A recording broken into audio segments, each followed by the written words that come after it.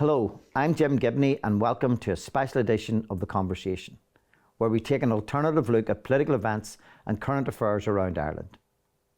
Continuing on from last week's episode, we will discuss the situation in Armagh Women's Prison in the lead up to the 1980 hunger strike.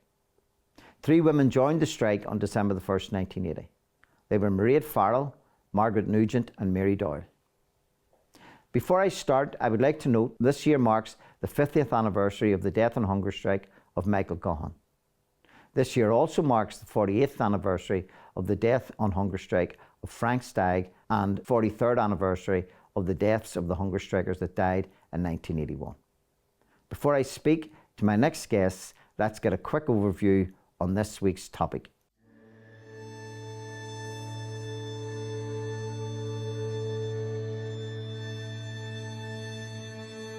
Armagh Women's Prison was built in the late 18th century and had served as a holding place for Irish Republican prisoners. In 1975, the population of Irish Republican women prisoners reached a record high of 120. Unlike the male prisoners, female Republicans were allowed to wear their own clothing and as such were never forced to go on the blanket in protest of prison uniforms. They did, however, hold their own no-work protest, in protest of the removal of special category status and the corresponding loss of privileges similar to that of the men in Long Kesh, during which they refused to engage in any of the tasks which were set to them by the wardens.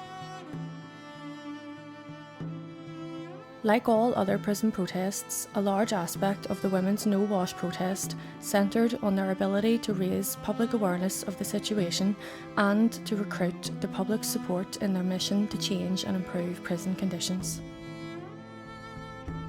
On December 1st, 1980, 3 prisoners, Mary Doyle, Mairead Farrell and Margaret Nugent, joined their fellow male prisoners in Long Kesh on hunger strike.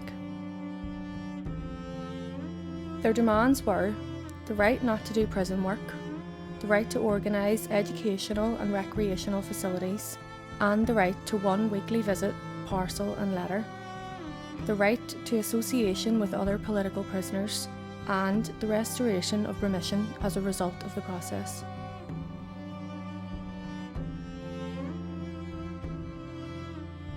In the years leading up to and during the peace process, many ex-prisoners were centrally involved in the peace negotiations, with some becoming leading members of Sinn Féin.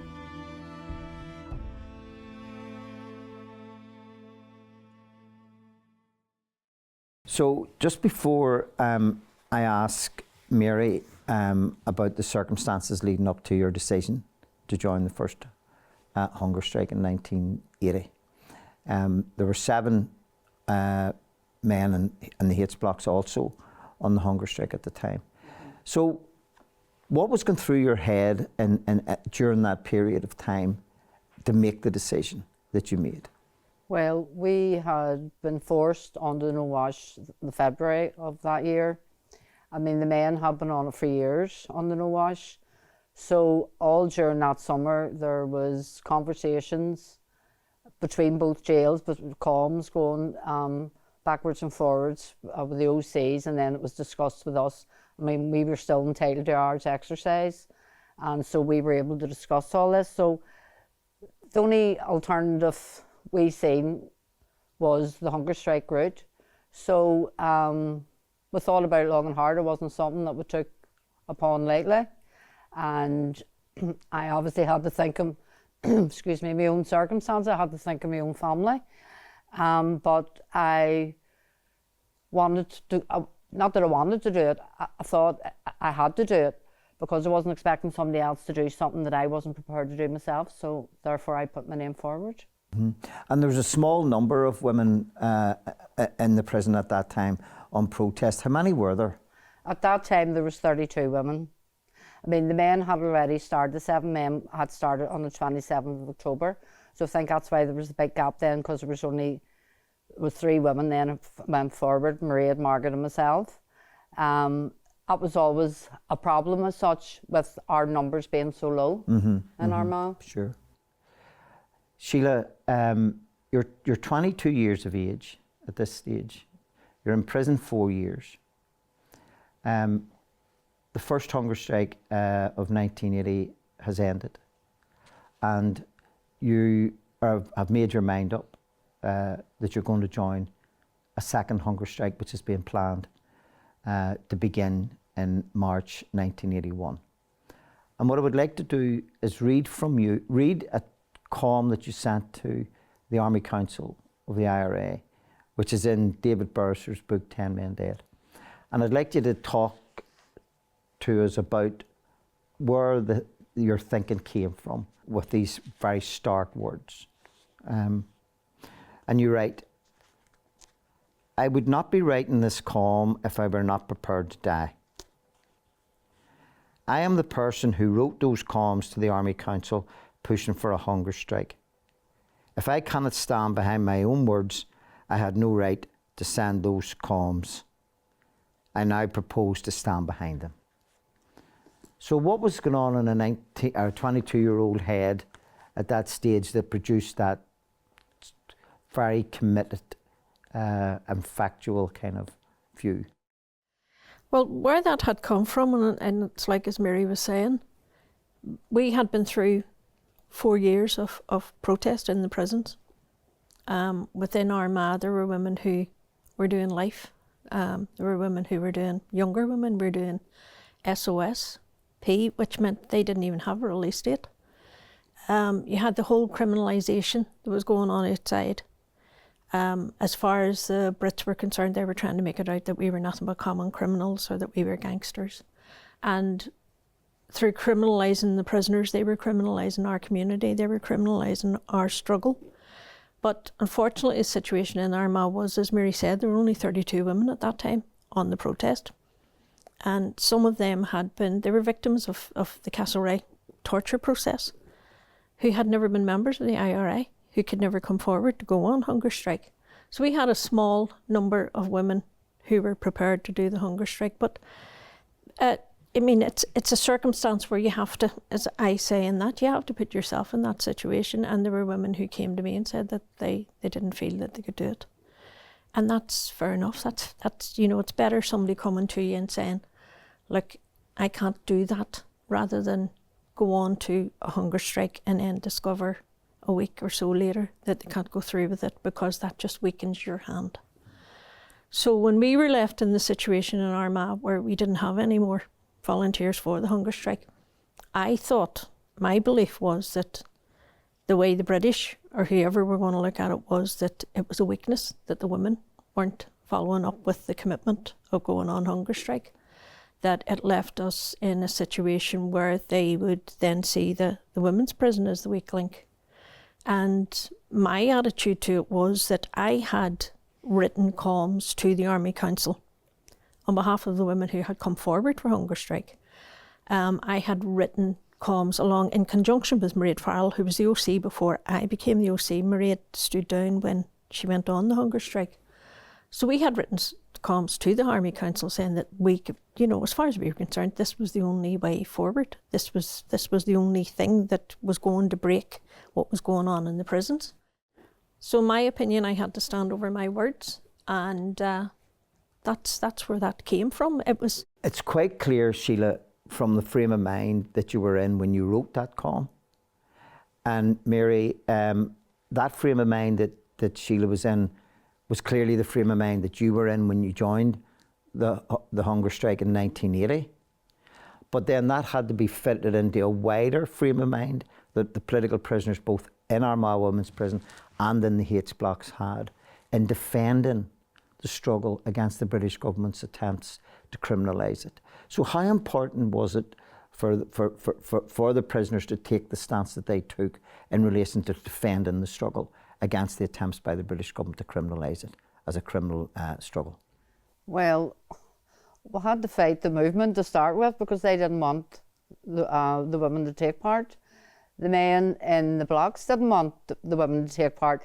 And this wasn't being a macho thing or anything. They just thought, what way would you put it, that... I don't know.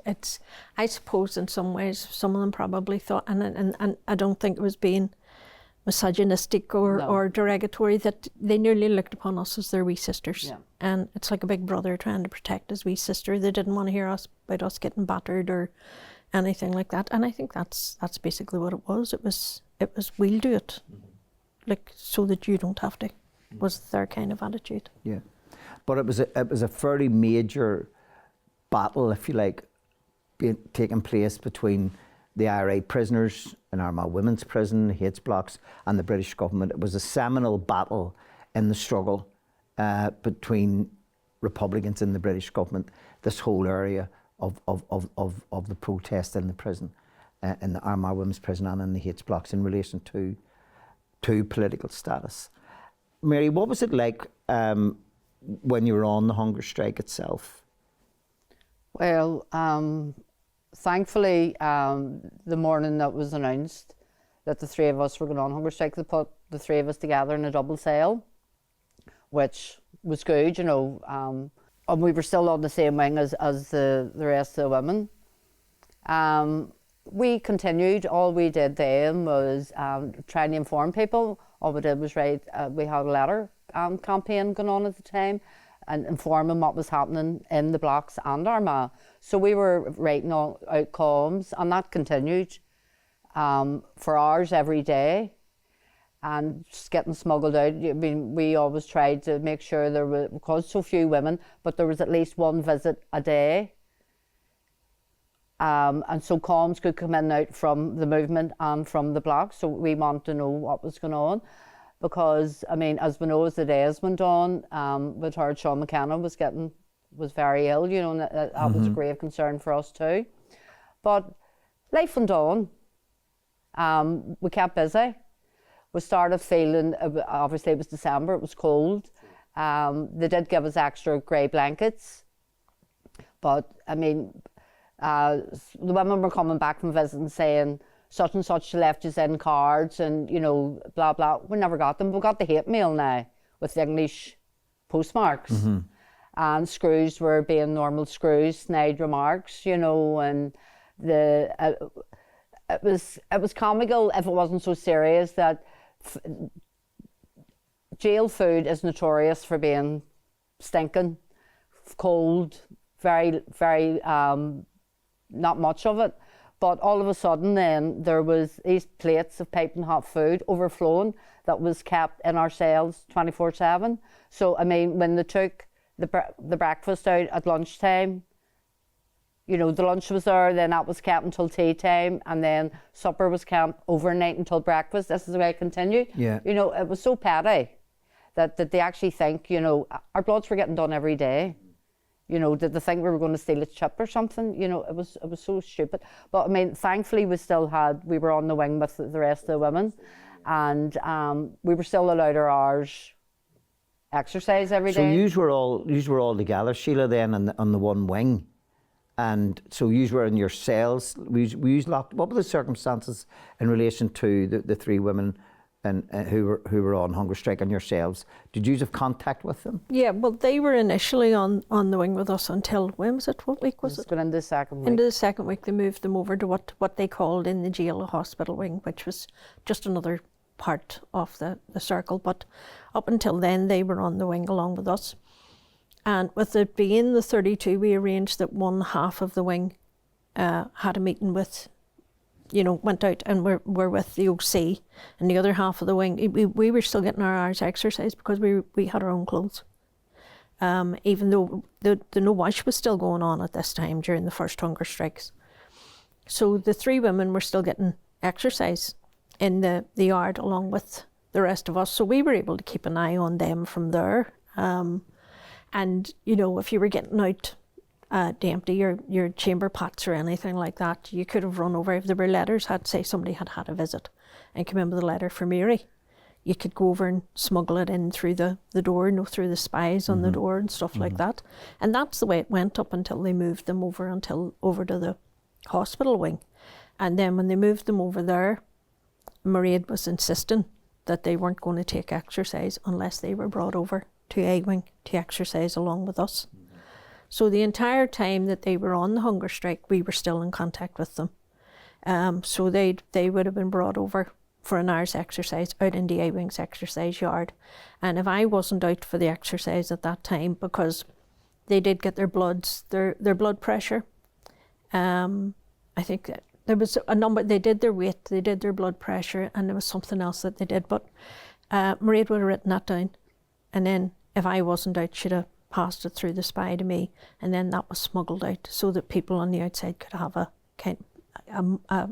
monitor of what the condition was. Last week, in an interview with Tom Hartley and Sheena Walsh, we were speaking about the communication system from outside to inside. And I was just wondering, was there much of a communication between the prisons, Armagh Women's Prison, and the H blocks in terms of what was going on in the prisons? There was massive, there had always been massive communication, because, I mean, the POW department in Sevastopol Street in the old centre, that was like a post office. And the way the system was set up, that you could send out a comm in the morning and have a reply in the afternoon. In our case, it would have been a comm one day and the reply the next day, because we wouldn't have had two sets of a visit on the one day. We also had a situation where there were quite a few women in from country areas. They weren't Belfast people. And they were, when they started the system where they give us a second visit a month, they were giving up one of their visits to get a visit from someone from Belfast, especially during the hunger strike period. And it was mostly young men who were involved in the Youth Against H Block Armagh Committee, were coming up on visits with comms and taking comms out, because that communication was vital. But even during that time, like if I'd have had a comm for Bobby Sands, it would have come out of Armagh in one day and been in the H blocks that afternoon. And a response from him to me would have been in by the next day. And then letters, personal letters, were all sent through Sevastopol Street too. I mean, and how important was the communication system, Mary, to your morale? It was extremely important, because, I mean, we weren't getting newspapers. We did have a smuggled radio, but that was only to listen to the news at night. So you weren't getting a terrible lot of information on that, because you couldn't listen to it when the screws were on the wings. So hearing about the protests and marches and all that was happening all over the world, you know, that was such a boost for us all. You know, that we weren't, I mean, the Brits were trying to, nobody gave a flam one about us, you know, but we were being told the contrary, you know, and it was a great morale booster. So if the situation, Sheila, is the preparations are proceeding to begin the second hunger strike on the 1st of March 1981. And then the hunger strike gets underway. And what was the feelings like inside the women's prison at that stage, watching what was unfolding in the H blocks? Because obviously you've got your communications with comrades and all of that kind of stuff. So what was the feeling like among the women prisoners? Can you remember? I have to be honest, it wasn't great. The first hunger strike, the build up to the first hunger strike, and then as it progressed, obviously there was that hope that something was going to happen, especially when it was coming to that kind of culmination. And when it ended, I actually heard that through the wee smuggled radio. I heard it on Downtown Radio, an announcement at 10:30 that night that Sean McKenna had been moved to the hospital and that the hunger strike was over. And the three women, the same in the hospital wing, and the governor went into them the next day and said it's over, and Mairead said no, it's not until we get clarification. Well, can I just add, but no one's just, Danny Morrison had tried to get into the prison that night to inform us what was going on, and the NIO refused him entry. Right. So it wasn't that we were just left like... Danny was barred from the prison after that. Danny wasn't allowed back in again. And then we were hearing on the wee radio that a document had arrived from the British. But because it was like this kind of let's divide and conquer here. Armagh shut down and they wouldn't let anybody in. They wouldn't let any, like Danny came up again the next day. And I don't know who it was, came to my door and told me that Danny was there looking for a visit, that their visitors had told them and they weren't letting him in. So eventually I got a visit from a priest. He had been a go-between between the prisoners and the British. He'd actually, I think, received the document And he came in on the visit and explained to me that this document had come and we would get a copy of the document, and the people were parsing the document at the minute.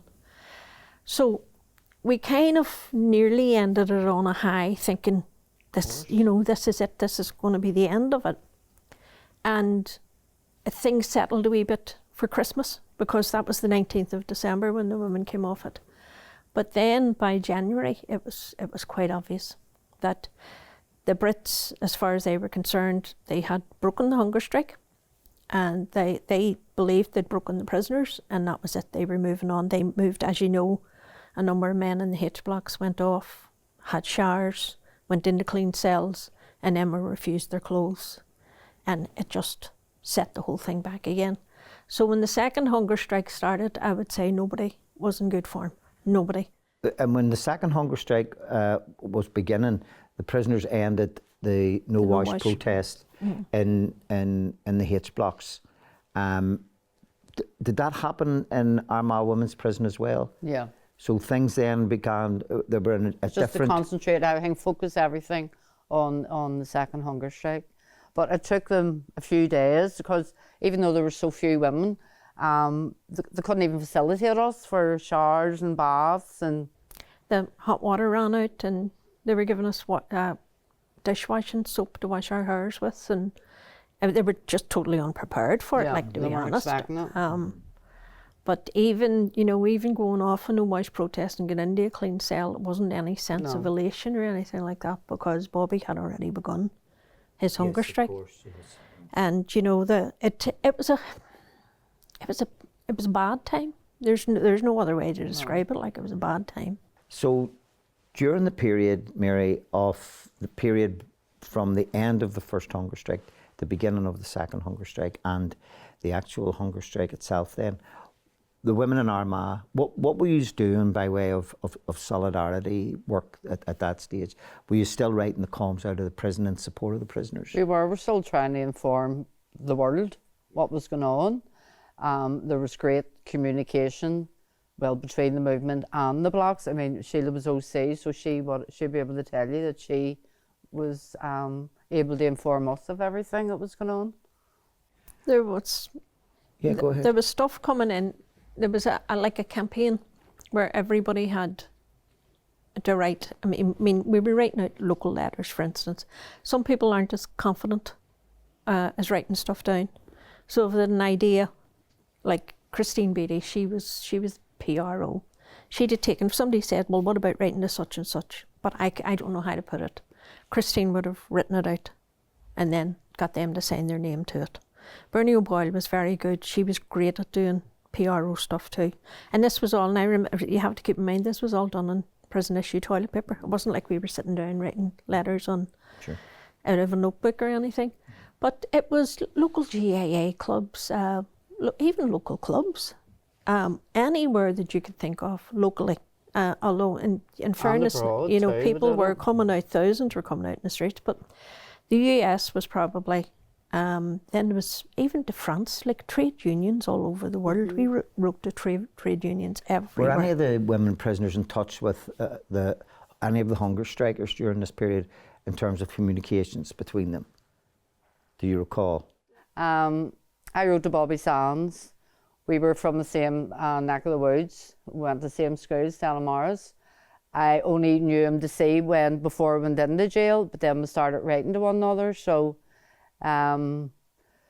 we were getting first-hand information, although the last column I think I got from him was when he finished his diary, which was 17th of March, when he finished his diary. I know other prisoners wrote the other. Mairead Farrell was in contact with Kieran Nugent. Her and Kieran were very good friends, had been. Kieran Doherty? Kieran Doherty, sorry, my mistake. They'd been very good friends for years and remained so. While they were in, she was writing to him the entire time that they were in. Eileen Morgan wrote to Paddy Quinn. She also wrote to Raymond McCreish.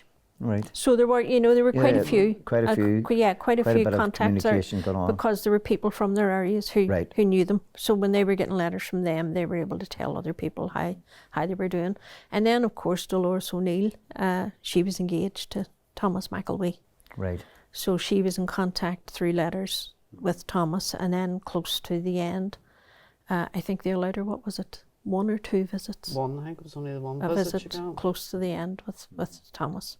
Yeah. So there was that personal contact between the women in Yeah. Armagh and the men in the H blocks, and particularly when they were on hunger strike.